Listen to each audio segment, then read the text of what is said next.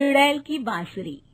एक सुहाना सा दिन होता है और मगन, रामलाला, चंदन, राजन, तपन और गोलू के पापा गांव के बरगद के पेड़ के नीचे बैठकर अपनी शाम की गपशप कर रहे हैं।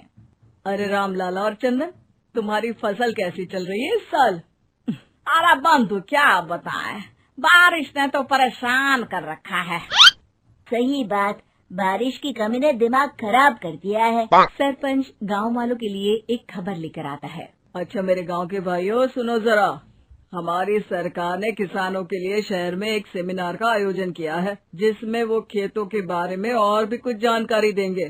तो मुझे लगता है कि हमें वहां जाना चाहिए। सरपंच जी, मेरे खेतों में कीड़ों ने परेशान कर दिया है, उसके लिए कुछ जानकारी मिलेगी क्या? बिल्कुल, तुम्हारे खेतों के बारे में तुम्हें सारी जानकारी देंगे वो लोग। तुम तीनों को जाना चाहिए, बहुत फायदा होगा तुम्हें उससे। ये कहकर सरपंच वहाँ से चला जाता है और तीनों सोचते हैं कि वो शाम के वक्त मैदान पर मिलेंगे और वहीं से रवाना हो जाएंगे। तीनों दोस्त मैदान पर मिलते हैं और जैसे ही निकलना शुरू करते हैं तभी एक बांसुरी की आवाज सुनकर वो भी उसी ओर सम्मोहित स्थिति में चलना शुरू कर देते हैं। कुछ बच्चे हर बार की तरह अपना दोपहर का फुटबॉल का गेम खेल रहे हैं। पकड़ लिया, पकड़ के दिखा मुझे, इतना भी नहीं कर सकता।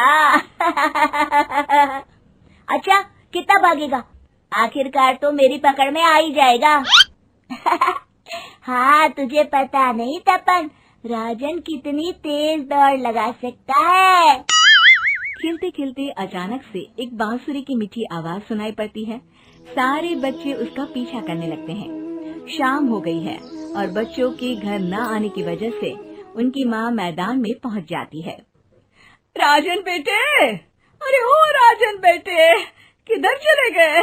इतनी देर हो गई, घर वापस क्यों नहीं आए बेटे? तपन बेटा, चलो घर, शाम हो गई है, कितना खेलोगे? और गोलू, ओ गोलू।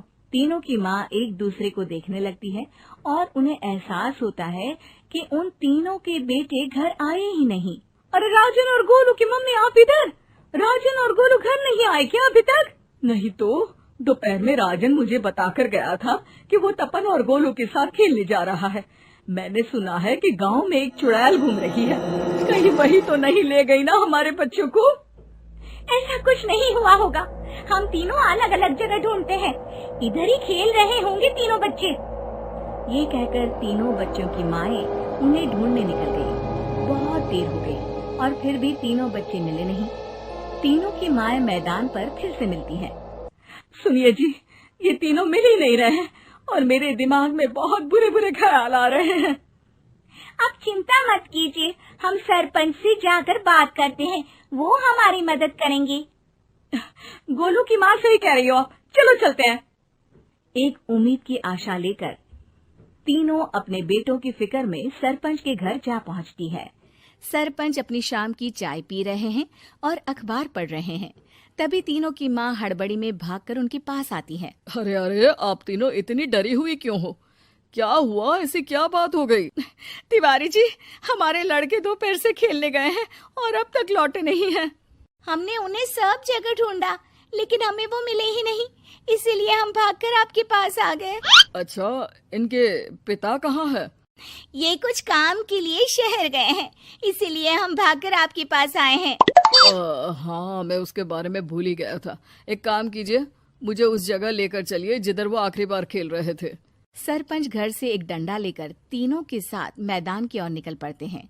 तीनों मैदान पर पहुंच जाते हैं और उन्हें ढूंढने के लिए कुछ सुराग खोजना शुरू करते हैं। आपको कोई ऐसी जगह पता है जहां ये तीनों साथ में मिलते हैं?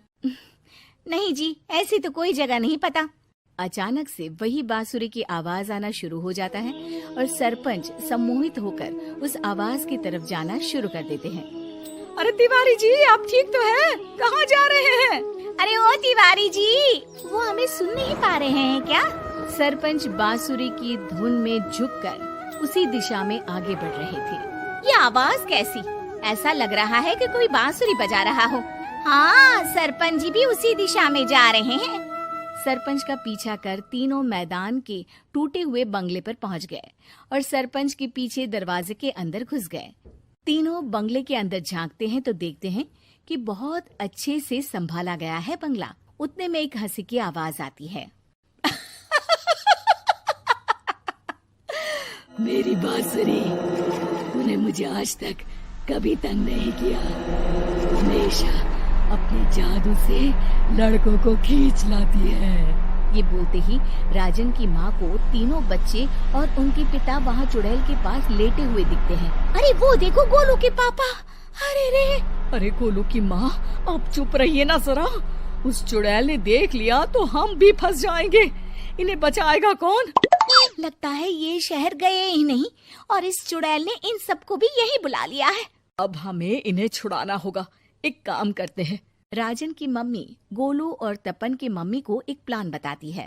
बिल्कुल सही कह रही हो राजन की मम्मी। चलो आज इस चुड़ैल को मजा चखाते हैं। तीनों माएं अपने छुपने की जगह से बाहर निकलती हैं और एक्टिंग करना शुरू कर देती है। ये तो बढ़िया है। अब इसका असर औरतों पर भी हो रहा है। वाह जी वाह। तीनों माएं चुड़ैल की थोड़ा करीब आती है। राजन और गोलू की माँ चुड़ैल को पकड़ लेते हैं और तपन की माँ बांसुरी हाथ से पकड़कर तोड़ देती है। अरे पागल औरत, ये क्या कर दिया? मेरी बांसुरी को तोड़ दिया। अब मेरी शक्तियाँ खत्म हो जाएगी। तुम्हें तो अरे तुझे क्या लगा चुड़ैल कहीं की हमारे बच्चों को और पतियों को हाथ लगाएगी तू? बांसुरी टूटने की वजह से चुड़ैल खाक होकर गायब हो जाती है और सारे लोगों की आंख खुल जाती है। सब अपने परिवार को लेकर उस बंगले से बाहर निकल जाते हैं।